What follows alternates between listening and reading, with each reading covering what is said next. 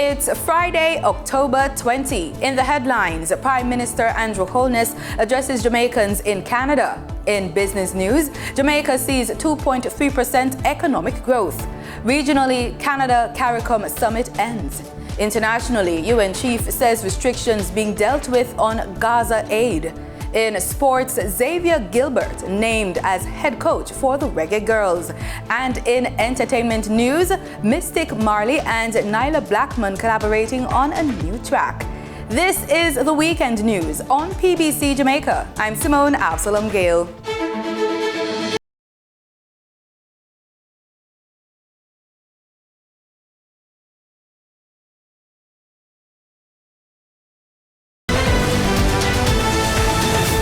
Prime Minister Andrew Holness says Jamaicans home and abroad must bear in mind that they represent brand Jamaica and their individual pursuits can negatively or positively affect brand Jamaica.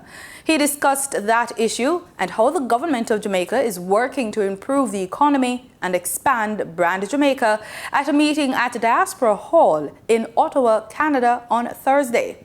Here are a few of the points he raised. One of the things we want to do in adding to the brand as people who are very smart, people who are very fast, people who are very creative, we now need to add economic prosperity to the brand, economic independence to the brand. I mean, the brand is known, sun, sea, and sand. We want the brand now to be expanded. Business, science, technology. But once we decided as a country, JLP and PNP, independent church people, civil society, that it is an important thing to do,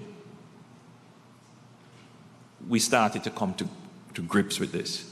So now our debt is going to be somewhere around 74% of GDP at the end of this financial year.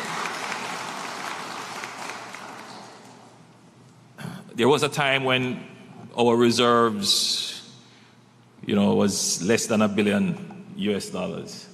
In fact, there was a time when our ability to import seemed to have been at risk.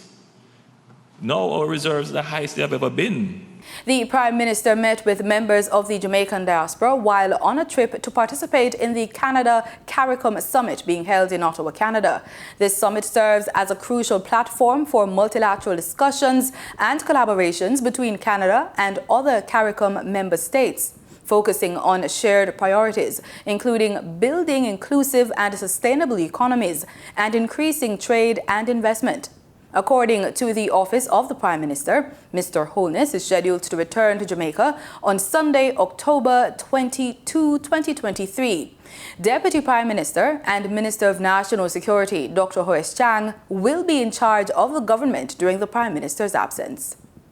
The Jamaica Defence Force is calling on youngsters to register for its Code Sprint Cyberthon being held on Friday, October 20. The event, which is being staged as part of Cyber Awareness Month, aims to empower young people to know more about cyber threats. Officer commanding in the Institute of Cyber Science at the Caribbean Military Academy at the JDF, Major Monifia Hewling, says it's a heightened version of a hackathon where the participants are given a theme and they identify issues within those themes and come up with tech-based solutions. At the end of the day, persons will pitch those solutions to a team of judges and the group with the highest scores will be declared the winner. They will also have a code sprint, which is described as a capture the flag competition. Major Hewling says, quote, persons will be presented with cyber scenarios and they will go in to provide solutions for these. When they provide the appropriate solution, they will get what is called a flag. They submit this flag, which has different values. At the end of the day, the team accumulating not necessarily the most flags, but the flags with the most points will be the winner, end quote. To register for the event as a participant, persons can visit the JDF website at jdfweb.com. To attend as a spectator, persons can email the JDF at cyberthon@jdf.mil.jm. It's being held at the 10th Battalion Multipurpose Building at Up Park Camp. St. Elizabeth is to serve as the starting point for this year's Cross-Island Run. The run, coordinated by the Social Development Commission, is a precursor to the celebration of Local Government Month, observed annually during November by the Ministry of Local Government and Community Development and its affiliated agencies and department. SDC Parish Manager for St. Elizabeth, Alric Miller, says that the event seeks to heighten awareness among residents on the critical social services that the respective departments and agencies under the ministry provide to the general citizenry. Approximately 36 participants who ran the first leg of the run in the town of Black River were awarded participatory medals during the launch this week. The Ministry of Education and Youth will be undertaking a robust $34 million communication plan dubbed Transforming Education for National Development, which aims to sensitize the public about the transformation process. With a tagline for a brighter tomorrow, the plan forms part of the work of the Education Transformation Oversight Committee, ETalk. Education Minister Favourable Williams explained that the communication plan is critical to helping Jamaicans understand the work of the ministry. So you will begin to hear our jingle. Schools will begin to see us, our pop-up tours, town hall meetings, radio and TV advertisements, and so on, all in the interest, not just to jump up, but to bring you information you can relate to, that you can say, yeah, I understand that education is trending. They're really doing something there. That's what we want Jamaicans to conclude, because we're transforming education for national development. ETalk has been charged with monitoring the implementation of recommendations contained in the report of the Professor Orlando Patterson-chaired Jamaica Education Transformation Committee. ETalk Chairman Dr. Adrian Stokes commended the ministry's efforts to improve communication with the public, noting that a professional has been engaged who has commenced significant work in this regard. I'm very, very happy that once they move into, let's say, full launch around communication, we're going to have, or at least see, a much better output from the ministry. And importantly, it is being done in a way to ensure sustainability. Because what we're trying to avoid is, in one quarter, we have some good results on the communication front, and then it falls off going forward. In the extended business report, Jamaica sees a 2.3% economic growth. Danita Rodney has that story and more.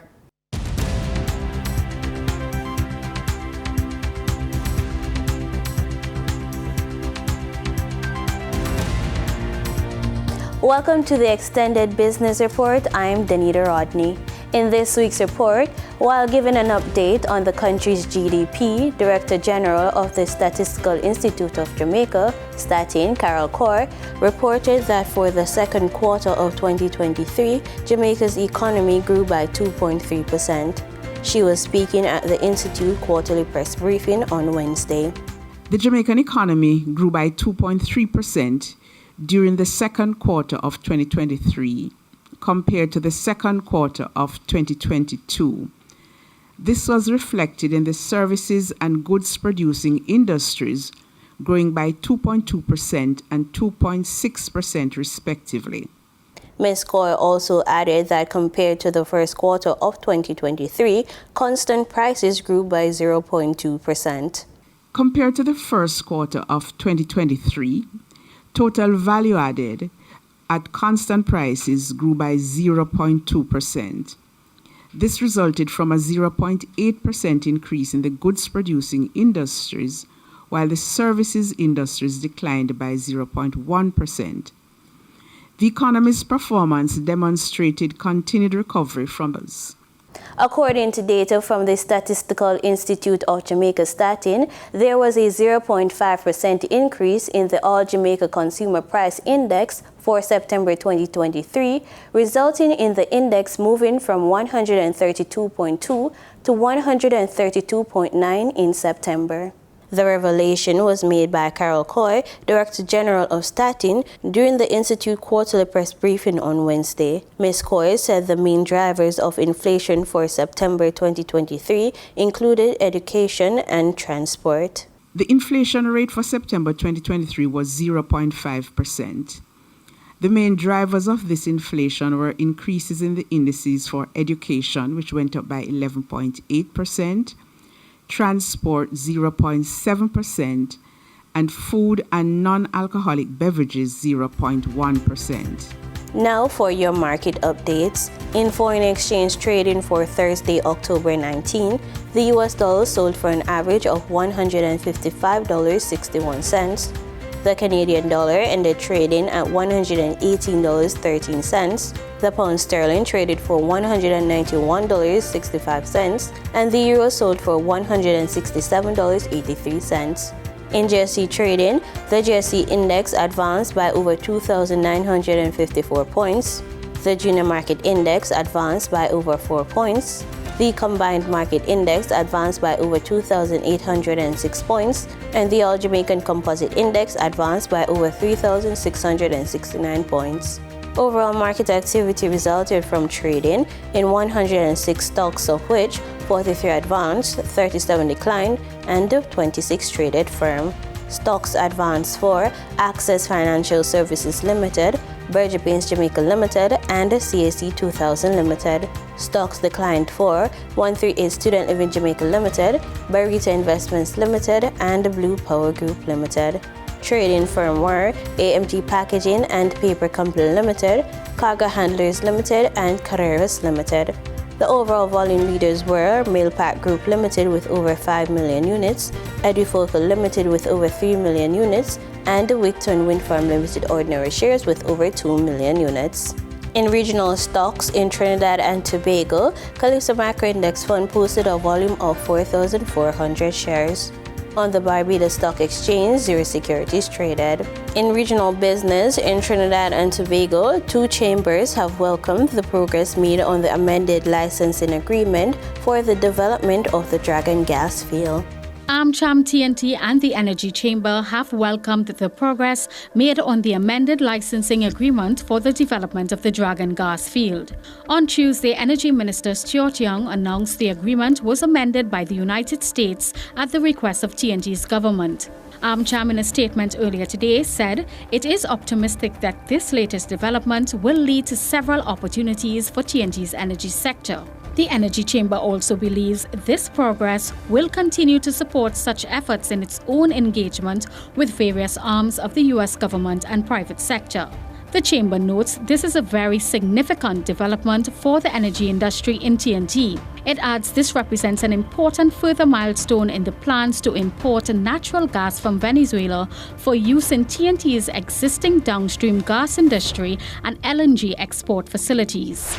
In international business, Wall Street's main indexes soared, then slumped after Treasury yields rose, and Federal Reserve Chair Jerome Powell said the economy's strength and continued tight labor markets could warrant further interest rate hikes. The Dow shed 0.75%, the S&P 500 lost more than 0.8%, and the Nasdaq dropped just under 1%. Powell said at the Economic Club in New York that U.S. central bankers were moving carefully on policy after aggressive rate hikes last year, but he added that the economy's strength and continued tight labor markets could warrant further rate hikes. Wall Street's main indexes soared, then slumped after Powell's speech, something Eric Lynch, managing director at Scharf Investments, called a microcosm of the past year. The market's been kind of like stumbling around trying to figure out what's happening. Is there a recession? Is there not? When's inflation going to come down? I think what Powell said today was continuation of the same message. It was therefore both positive and negative. Positive in the sense that he referenced, solid growth. Negative in the sense that he said, probably there's still more work to do.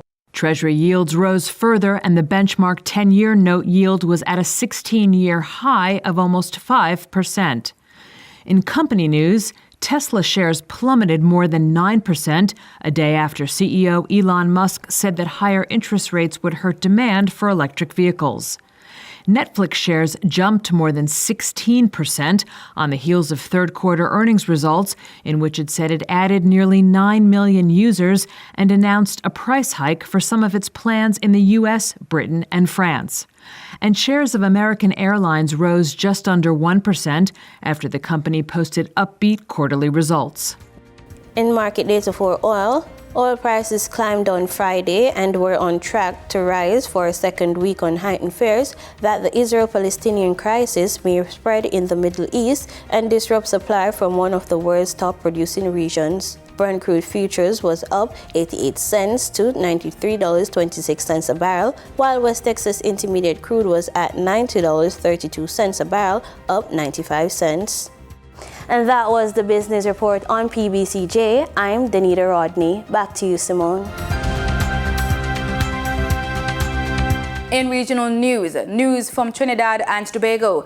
As the Canada CARICOM Summit in Ottawa, Canada ended on Thursday, Prime Minister Dr. Keith Rowley was hopeful that there will be more opportunities for CARICOM and Canada to strengthen its relationship. Mahala Joseph Wharton has more. Speaking at the closing ceremony for the inaugural three-day Canada CARICOM Summit in Ottawa, Canada, Dr. Rowley suggested that the summit occur on a biannual basis to ensure that the common interest of the nations is not left behind.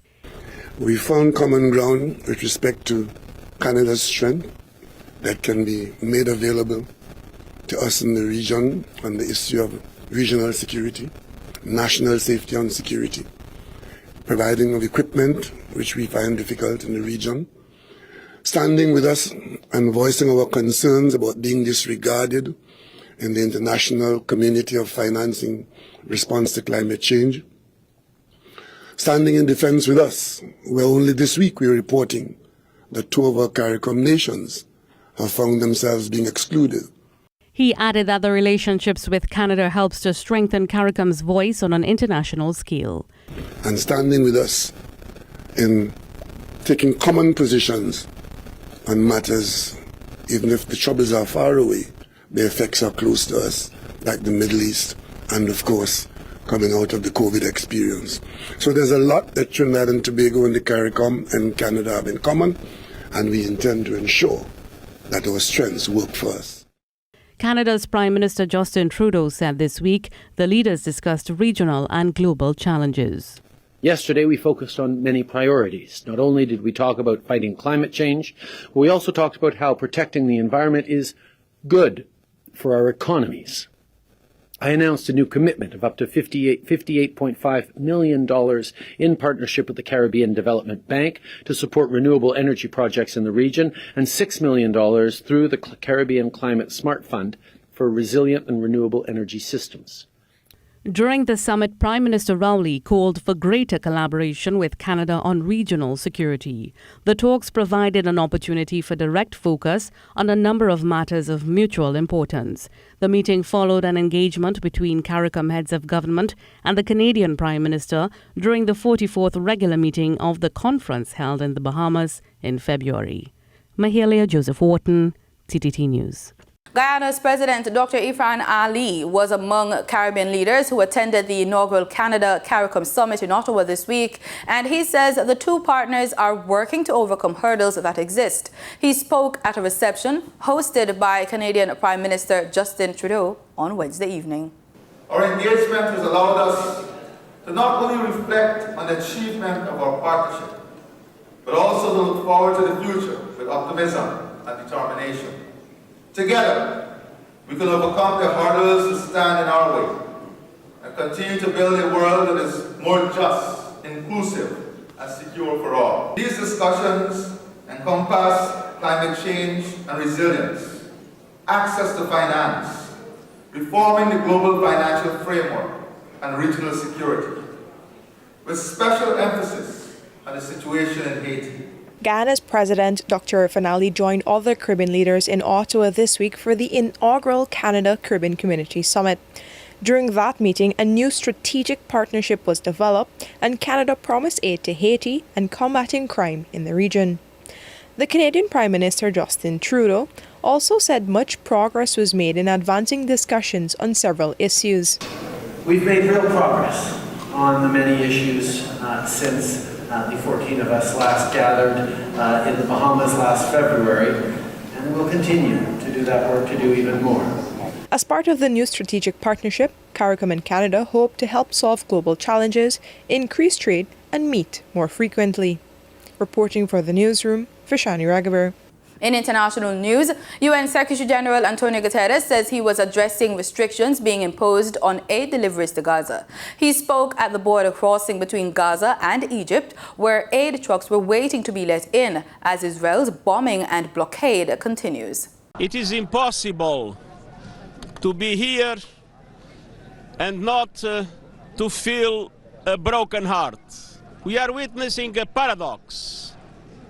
Behind these walls, we have 2 million people that is suffering enormously, that has no water, no food, no medicine, no fuel. On this side, we have seen so many trucks loaded with water, with fuel, with medicines, with food. These trucks are not just trucks. They are a lifeline. They are the difference between life and death for so many people in Gaza. And to see them stuck here makes me be very clear.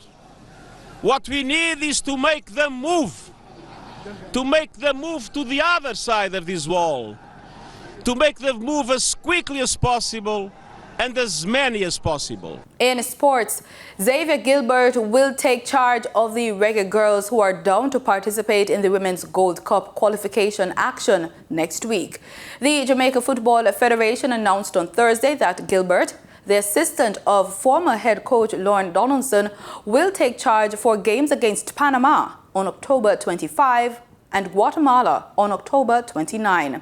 According to the JFF, the squad for the two encounters has already been picked, and the news on that will be released shortly. The Trinidad and Tobago Red Force sealed a comfortable 6-wicket win from their second fixture of the CG United Regional Super 50 tournament against the Windward Islands Volcanoes at the Queen's Park Oval on Thursday. The Windwards took first strike, mounting 254 for 9 from their 50 overs. The destructive Johnson Charles top scored with 87 from 69 balls, with support from Alec Athenaeus getting to 39. Yannick Carrier was the pick of the bowlers, grabbing 4 wickets for 57 runs. The Red Force, in response, had a solid start of 111 for the first wicket. Tian Webster departed on 40, but it was Keon Otley who continued to score at good pace, bringing up his century in the process. TNT's chase was calculated under the guidance of Otley, who finished on 134 not out. The home team celebrated victory in the 48th over, closing on 255 for 4. TNT next faced the Guyana Harper Eagles on Saturday at the Brian Lara Cricket Academy in Tarouba from 1 p.m. Time now for the entertainment news with Alicia Steele.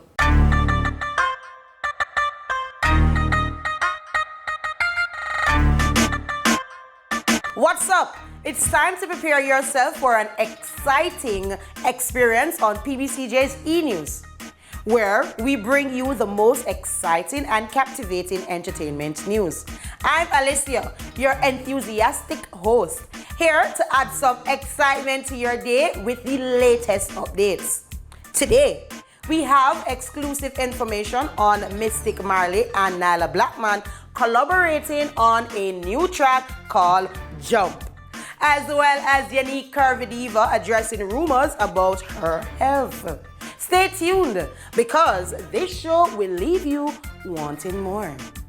Mystic Marley, Nyla Blackman, and Walshy Fire has released their highly anticipated single Jump, showcasing a captivating fusion of dancehall, reggae, and soca.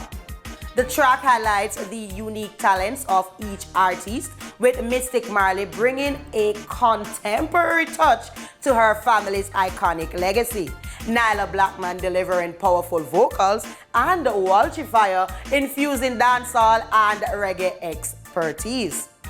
With its infectious rhythm and uplifting lyrics, Jump is set to become a dance floor anthem that appeals to music enthusiasts worldwide. The single is now available on all major music streaming platforms. Go check it out.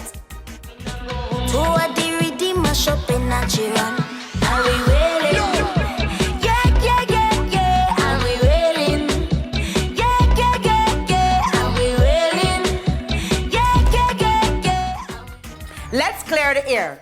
Entertainer turned restaurateur Yannick Curvy Diva Barrett has addressed rumors of her undergoing diabetes treatment. She was seen receiving the injectable medication Ozempic, which is known to improve blood sugar levels in adults with type 2 diabetes, at a medical spa in Kingston. However, Barrett clarified on her Instagram story that she does not have diabetes and is using the medication for weight loss purposes. She expressed her frustration with the false reports and emphasized the seriousness of diabetes, urging people not to joke about it. So yeah, I'm fine, guys. I don't have diabetes. I have friends that have diabetes, and I know the struggle, and I know, the whole health risk and everything. It's not something to joke about. We know that. But right, so Ozempic is a diabetic drug, all of that. So you guys just have to read up on it. It's good for weight loss. It can lose up to 15 pounds or more within probably all 30 pounds within a month. Barrett explained that Ozempic can aid in weight loss by suppressing appetite and shared her own experience with the medication. She also mentioned her efforts to maintain a healthy lifestyle, including exercise and dieting. Barrett has been open about her previous experiences with plastic surgery and defended her belief in it during a live stream.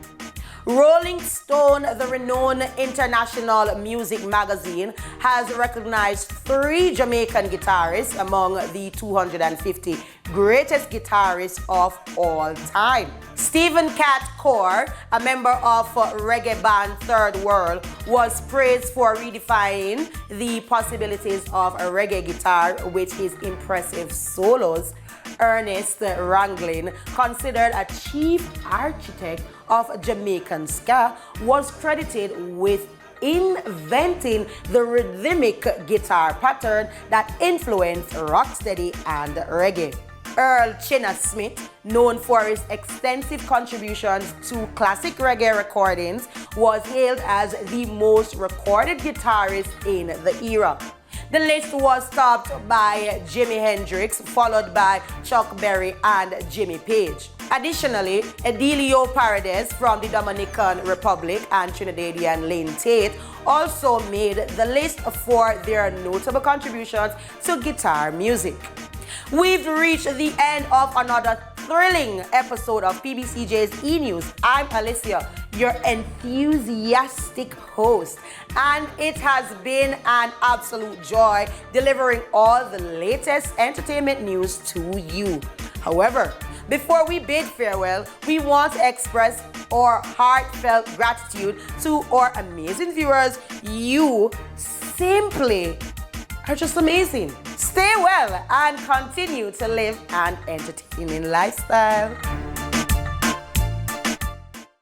And that's the news on PBCJ. Thanks for watching.